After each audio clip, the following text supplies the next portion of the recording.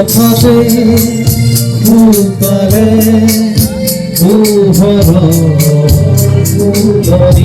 নমস্কাৰ সকলোকে আমাৰ এইটো সুন্দৰ ভিডিঅ'লৈ মই স্বাগতম জনাইছো। আৰু আজি মই ক'বলৈ পাই সুখী হৈছোঁ যে আমাৰ সৰুপেটাত এখন ৰাজহুৱা সভা অনুষ্ঠিত হৈ গ'ল। আৰু এই ৰাজহুৱা সভাখনত আমাৰ উপস্থিত আছিল আমাৰ সকলোৰে চিনাকি অতিকে আদৰৰ সন্মানীয় জ্যেষ্ঠ কেবিনেট মন্ত্ৰী ৰঞ্জিত দাস ডাঙৰীয়াকে সমন্বিতে আমাৰ বিশাল সৰুপেটা অঞ্চলবাসী ৰাইজ।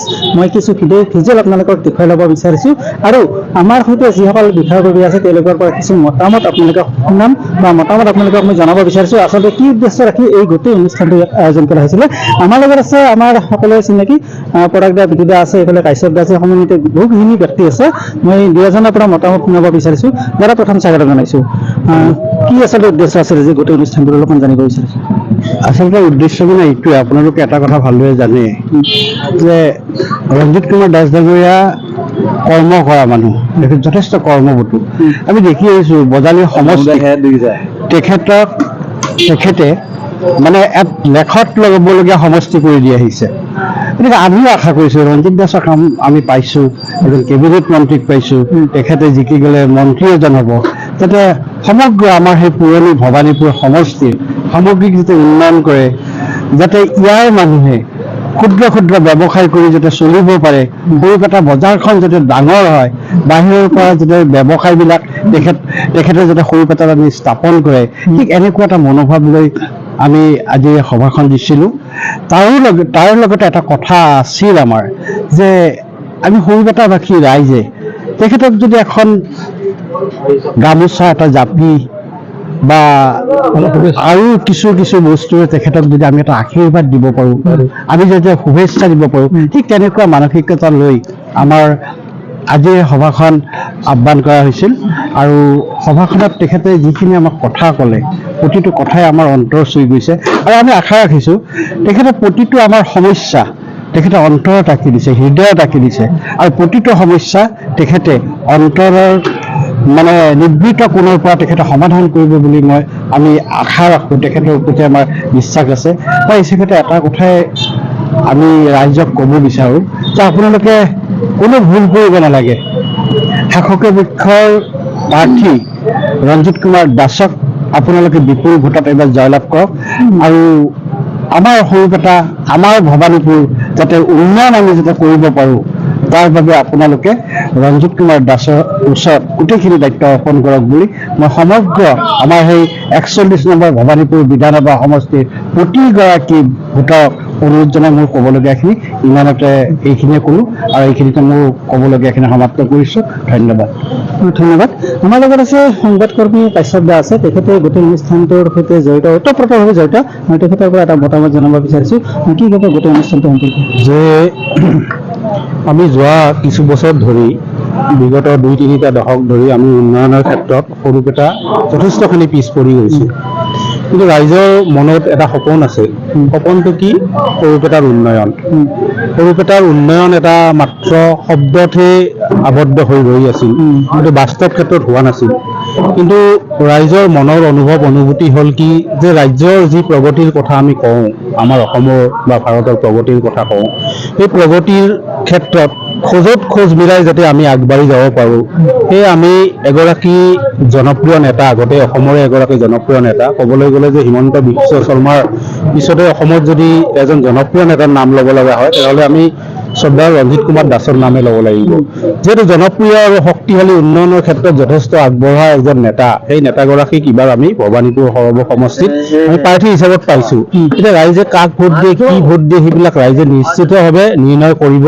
ইলেকশ্যনৰ সময় যিহেতু সমাগত, তেওঁলোকে নিৰ্ণয় কৰিব। কিন্তু আমাৰ কথা হ'ল, আমি সেই যি কৈছোঁ যে আমি খোজ মিলাই আগবাঢ়িব বিচাৰোঁ ৰাজ্যখনৰ প্ৰগতিৰ লগত, গতিকে সেই প্ৰগতিৰ লগত, উন্নয়নৰ লগত আমি খোজ মিলিয়াৰ এটা অংশ হিচাপত আজি সভাখন আমি আহ্বান কৰিছিলোঁ। সভাখনৰ মূল উদ্দেশ্য আছিল যে আমাৰ সৰুপেটাবাসীৰ মনত অনুভূত হোৱা সদায় কি সমস্যাসমূহ আছে, উন্নয়নৰ ক্ষেত্ৰত কি সমস্যাসমূহ আছে। যেনে আমি ক'ব লাগিলে আমাৰ মিলন মন্দিৰটো স্থাপন হ'ব লাগে, যে আমাৰ IB-টো, আমাৰ পৰিদৰ্শন ডাক বাংলোটো আমাৰ উন্নত কৰিব লাগে। তাৰ লগতে আমাৰ কাষতে নাওহৰকা পথৰ, এসময়ত ভগৱ চৰকাৰৰ দিনত সেইখন আছিল খৰ্গেশ্বৰ নগৰ হিচাপে নামাংকিত কৰা হৈছিল। গতিকে সেই নগৰতে সেই নগৰৰ ভূখণ্ডতে আমি এখন যাতে চিকিৎসা মহাবিদ্যালয় স্থাপন কৰিব পাৰোঁ। ৰাজ্যৰ মুখ্যমন্ত্ৰীয়ে অলপতে কৈছে যে প্ৰতিখন জিলাতে এখন চিকিৎসা মহাবিদ্যালয় স্থাপন কৰা হ'ব। গতিকে সেই স্থাপনৰ বজালি জিলাৰ এটা বৃহৎ ভূখণ্ড যিহেতু আমাৰ মাজত আছে, এনে পৰি আছে, সেই ভূখণ্ডতে যাতে আমি আহ্বান জনাম যে ৰাজ্যৰ মুখ্যমন্ত্ৰীক যে সেই ভূখণ্ডতে আমি চিকিৎসা মহাবিদ্যালয় স্থাপনৰ কাৰণে যোজা কৰিব পাৰোঁ। সেইকাৰণে আমাক এগৰাকী শক্তিশালী জননেতাৰ প্ৰয়োজন। আৰু নিশ্চিত ৰূপত ৰাইজৰ মনত অনুভূত হৈছে যে শক্তিশালী প্ৰগতিবাদী এজন নেতা হ'ল আমাৰ ৰঞ্জিত কুমাৰ দাস। আৰু অনাগত দিনত আমি নিশ্চিতভাৱে আশা কৰিম যে ৰঞ্জিত কুমাৰ দাস ডাঙৰীয়াই আমাৰ চিকিৎসা মহাবিদ্যালয়খন নাওহৰকা পথাৰৰ খগেশ্বৰ নগৰত স্থাপনৰ তেখেতে অগ্ৰণী ভূমিকা গ্ৰহণ কৰিব। গতিকে এই সমগ্ৰ বিষয়সূচীক লৈয়ে আমি এই সভাখন আহ্বান কৰিছিলোঁ। আৰু সভাৰ মূল উদ্দেশ্য আছিল যে আমাৰ কি ধৰণৰ উন্নয়ন লাগে, কি আমাৰ অনুন্নত হৈ আছে, সেই অনুন্নত কথাবিলাক আমাৰ যদি উন্নতিৰ পথত লৈ যাব পাৰোঁ আৰু আমি কোৱা সেই প্ৰগতিৰ খোজ মিলাই যাতে আমি আগবাঢ়ি যাব পাৰোঁ, সেয়ে আজি এই সভাখন আমি আহ্বান কৰিছিলোঁ।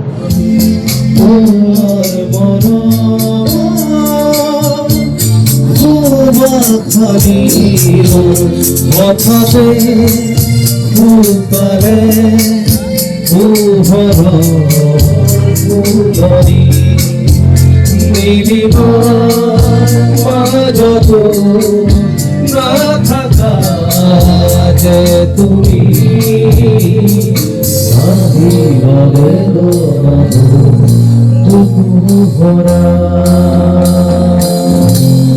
মনৰ নিজান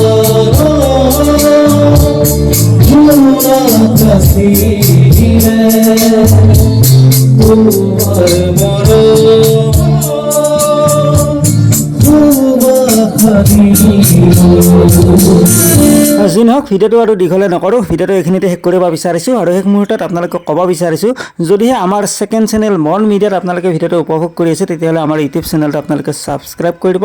আৰু যদি আমাৰ FB পেজত চাই আছে, তেতিয়াহ'লে পেজটো ফ'ল' কৰিব। পুনৰবাৰ অন্য এটি ভিডিঅ'ত লগ পাম, সেই আশাৰে আজিলৈ বিদায় লৈছোঁ। লগতে পুনৰবাৰ কৈছোঁ, ভিডিঅ'টো যিমান পাৰে সিমান শ্বেয়াৰ কৰিব। ধন্যবাদ।